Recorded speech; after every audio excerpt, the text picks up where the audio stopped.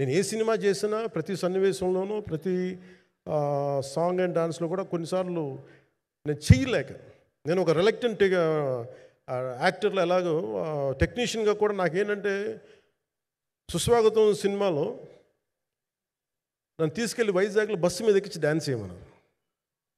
చచ్చిపోయాను dance చేయలేక.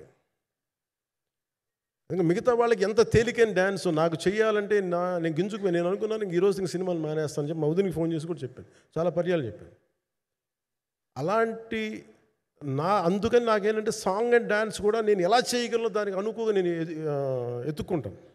అలాగే action sequence కూడా రియల్ లైఫ్లో కొడితే ఎలా ఉంటుంది, మార్షల్ ఆర్ట్స్లో సాధన ఉన్నవాడిని, ఈ లాట్ ఆఫ్ వర్క్షాప్స్, ఈ మార్షల్ ఆర్ట్ వర్క్షాప్స్ చేసిన వాడిని కాబట్టి హౌ రియలిస్టిక్ వీ కెన్, ఎంత సహజంగా మనం వెళ్ళగలం, వీటి మీద ఒక అవగాహన ఉన్నవాడిని కాబట్టి చాలాసార్లు కూర్చుంటాను. కానీ ప్రత్యేకించి ఈ 20 minutes లాస్ట్ సెకండ్స్ ఇది 2 partsగా ఎలా అయింది అంటే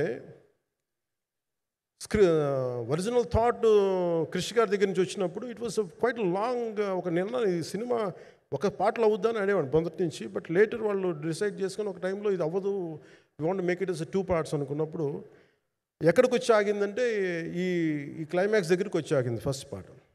సో చెప్తున్నప్పుడు నాకేమనిపించిందంటే how else we can take it, how else we can scale it up. So దానికి నేను కూర్చొని నాకున్న ఈ మార్షల్ ఆర్ట్స్ కానీ బేసిక్ యాక్షన్ కొరియోగ్రఫీ నా ప్యాషన్ కాబట్టి ఈ పర్టికులర్ డ్రామా, ఈ పర్టికులర్ దాంట్లో ఏంటంటే మొఘల్ టైమ్స్లో ప్రతి ఒక సగటు భారతీయుడు అనుభవించిన బాధ. అది ఒక యావరేజ్ సగటు భారతీయుడు మొఘల్ కాలంలో అనుభవించిన ఒక ఒక ఒక సిచ్యువేషన్. ఆ సిచ్యువేషన్ హీరోకి సంబంధం ఉండదు, కానీ how he gets entangled, how he gets involved in it, that is the outcome, that he's been captured. So దీన్ని ఒక 57 days మేము చేయగలిగామంటే, ఆ రోజు నాకు కనుక మన జ్యోతి గారు ఉండుంటే పక్కన, maybe out done it in at least ఒక 50% ఆఫ్ ఇట్. ఎందుకంటే నేను చెప్పింది అలా చేయగలరు ఇవన్నీ కూర్చోబెట్టి వీ డిడ్ అవర్ బెస్ట్. అంటే నేనేమనుకున్నానంటే క్లైమాక్స్ చేసేటప్పుడు ఇంక నేను సినిమాలు చేస్తానో కూడా లేదో నాకు తెలియదు, కానీ నాకు ఇష్టమైన నిర్మాత, తెలుగు చిత్ర పరిశ్రమకి నిజంగా ఒక అండగా ఉన్న నిర్మాత, I want give my best to him. నేను అందుకని ఆంధ్రప్రదేశ్ ప్రభుత్వానికి కూడా మన ముఖ్యమంత్రి గారికి కూడా తెలియజేశాను, ఈయన్ని ఫిల్మ్ డెవలప్మెంట్ కార్పొరేషన్కి చైర్మన్ నేను ప్రతిపాదించాను. అంటే నాకేంటంటే I don't want it to be a political, ఆయన నా నిర్మాతని కాదు, ఈయన అందరు హీరోలతో తీశారు, ఈయన పాన్ ఇండియాలో ప్రతి ఒక్కరు తెలిసి ఈయనంటే. ఇలాంటి వ్యక్తి ఉంటే మన తెలుగు చిత్ర పరిశ్రమకి బాగుంటుంది. అలాగే ప్రత్యేకించి తెలుగు చిత్ర పరిశ్రమ అనేది నాకు ఈ టాలీవుడ్ అనే పదాలు నాకు వాడటం నాకు ఇష్టం ఉండదు. Bollywood, Tollywood, Kollywood, Mollywood, why should we ape Hollywood? We have a greater story narrative ability మన దగ్గర ఉంది. We have a greater storytelling ability. We don't have to ape Hollywood. We take the best practices of Hollywood, but not necessarily the name of Hollywood. వాళ్ళకున్న professionalism మనం నేర్చుకోవాలి, వాళ్ళకున్న commitment నేర్చుకోవాలి, వాళ్ళకున్న production designing ability మనం తీసుకురాగలగాలి.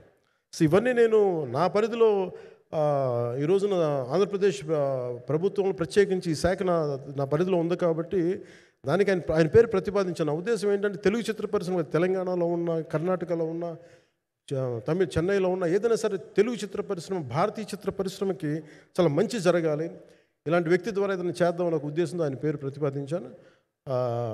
భవిష్యత్తులో అవుతారని మనస్ఫూర్తిగా నేను ఆశిస్తున్నాను. అందుకని అన్నీ నా చేతిలో ఉండవు కదా, అందుకని చెప్తాను. ఇఫ్ అండ్ బట్ చెప్పాలి కదా. సో ప్రత్యేకించి మీ అందరికీ నా హృదయపూర్వక ధన్యవాదాలు తెలుపుకుంటూ నెక్స్ట్ 2-3 daysలో I'll try to give as many interviews as I can. Nidhi, I'm grateful to you. పాప చాలా తపన పడి ఉంటారు. ఈరోజు ఎలా ఉంది అంటే నాకు ఎలా అనిపించిందని, ఇందాక నేను వస్తున్నప్పుడు ఎవరు లేరు, వీళ్ళు కూడా ఎవరు లేరు. నేను వచ్చి చాలాసేపు కార్లో కూర్చున్నాను, ఎందుకంటే మళ్ళీ మీరు తిట్టకూడదు, లేట్ వచ్చాడు, నీకు డిప్యూటీ సీఎం అయితే పొగలు వచ్చేస్తాను మీరు అంటారండి. నాకు అట్లా అనిపించలేదు. నాకు ఫస్ట్ టైం ఎందుకు మీడియా ఇంటికి నాకు ఎందుకు అలవాటు పోయిందంటే, నేను వచ్చిన కొత్తల్లో ఈ జ్యోతి చిత్ర సితార పేపర్స్ ఉన్నాయి. ఎవరో ఫొటోస్ వేయమంటే దిస్ గా ఈజ్ నాట్ సేలబుల్, ఇంకా అవసరం లేదు అంటే నా ఫోటోలు వేసేవాళ్ళు కాదు. సో నాకేమనిపించింది సార్, ఇంక నేను ఈయన కాడికి నేను ఏమి అంటున్నాను నాకు తెలియదు అని చెప్పేసి మా నిర్మాతలు కూడా ఉండేవాళ్ళు కాదు. సో నాకు పబ్లిసిటీ లేకుండా సినిమాలు రిలీజ్ అవ్వడం అలవాటు అయిపోయింది నాకు. సో అదే ప్రాక్టీస్ అయిపోయింది నాకు అంతే. మళ్ళీ కూర్చోబెట్టి మీరు ఏం మాట్లాడతారు, మళ్ళీ అది ఇటు తిరిగి వస్తుందని చెప్పేసి మిగతా అంత నాట్ టాకెటివ్. మీరు సినిమా పొలిటికల్ ప్రాసెస్కి వచ్చేటప్పుడు నేను ఏదైనా మాట్లాడగలను, కానీ సినిమా వచ్చేటప్పటికి చాలా చాలా ఒత్తిడి తీసుకోవాల్సి వస్తుంది. అంటే ఎంత కథ చెప్పాలి, ఎంత కథ చెప్పకూడదు, ఈ మాట అద్భుతంగా ఉందంటే ఏం అద్భుతంగా ఉందని మళ్ళీ తిడతారు. తర్వాత 100 ఆలోచనలతోటి స్లో డౌన్ అయిపోతాను. బట్ కానీ నాకు మనస్ఫూర్తిగా ఈ సినిమా ఐ హోప్ వచ్చిన ప్రతి ప్రేక్షకుడికి ప్రేక్షకులందరికీ కూడా ఒక మంచి అనుభూతిని ఇస్తుంది. నేను మనస్ఫూర్తిగా నేను నమ్ముతున్నాను. ఖచ్చితంగా అలాంటి అనుభూతిని ఇస్తుంది. మీరు థియేటర్లోంచి బయటికి వెళ్ళేటప్పుడు మటుకు విల్ గో విత్ ఒక ఎనర్జెటిక్ ఫీల్తో వెళ్తాయి. అంతవరకు అయితే చెప్పగలను నేను. ఎందుకంటే నేనే నమ్ముతాను, సినిమాకి వెళ్ళేటప్పుడు సినిమా ఒక స్టోరీ చెప్పినప్పుడు నా జీవితంలో చిన్నపాటి ప్రభావం చూపించాలి.